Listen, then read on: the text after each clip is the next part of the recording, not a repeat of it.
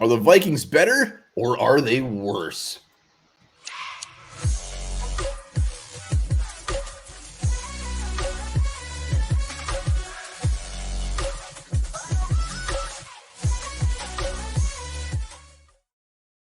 All right, welcome back to the Onebar and Lupagus show. I'm Onebar with Lupagus. Draft is over. Majority of free agents over. Maybe they'll make a little move here and there, but the big question on paper, did the Vikings get better than last year? Or are they worse? We're going to delve right into that. Before we do, be sure to subscribe and like the vids.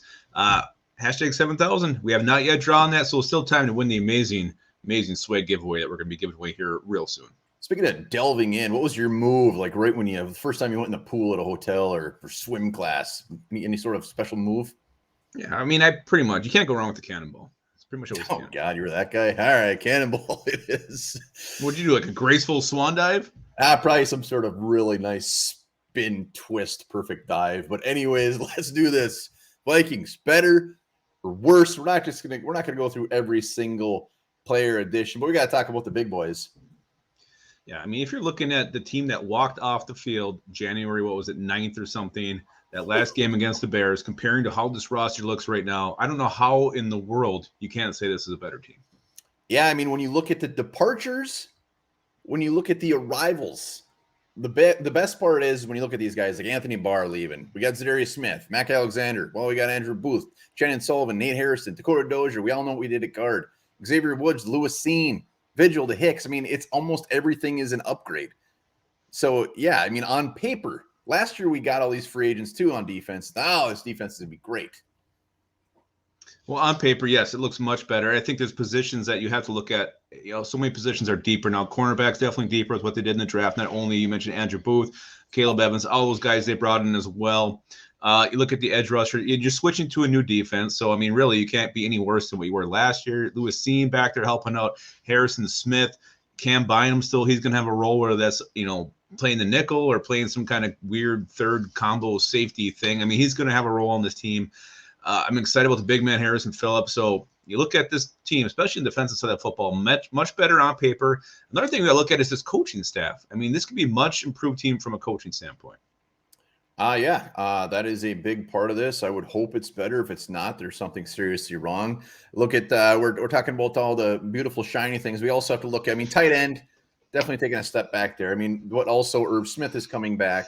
And we're not putting in the equation that Daniil Hunter's coming back. So we have some players coming back that weren't even here last year, but tight end has gotten probably a little bit worse.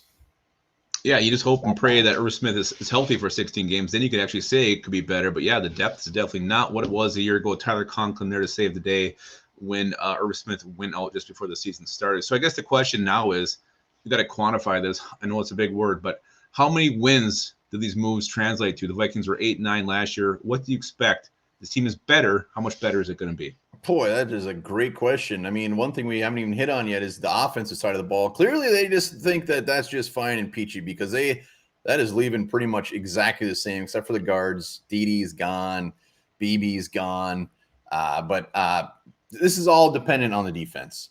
So wins. I think this is year one, new coaching staff, new regime. I think there's going to be some sticky moments there. But I think it's a good 2-win sway. Yeah, I was going to say 2. I'm going to say 3 now after the draft and some of these guys. If you look at if Seen can be an impact player, Booth can be an impact player, and if there's this rumbling now that we mentioned even when he was drafted, Ed Ingram moving to center. If he can supplant Garrett Bradbury, you have 3 potential impact players from this class. So that could be enough with the guys they brought in free agency to push us to 3 more wins, making this 11-6. Is that what the record is? I hate this extra game. It's throwing me off. Look at that. We're already at 11 wins, and it's still only early May. I think it's everything's new. I could see it starting off real 500-ishy for a while, and then either they get real hot or just play like they're brand new and hit the shitter real quick. So we'll find out very soon, probably. Maybe November. And you say and it's the coaching staff too. I mean, if O'Connell doesn't just take to being a head coach, he makes questionable calls during the game. The game plan isn't up to snuff. I mean, you got crusty vets there, Pettin and Donatel on the defensive side of the ball, but that old side, it's got a lot of young guys on there. So that is definitely something to look at and maybe even be concerned about. All right. Well, I think we both can agree that as of now, on paper, this team is damn better than it was last year. We should be very excited. We should be working out, ready to lift that trophy up come next winter. It's going to be wonderful. Let us know in the comments. Better, worse, or is it too damn early to tell? All right. And also think about this. No one born blind has ever been diagnosed with schizophrenia.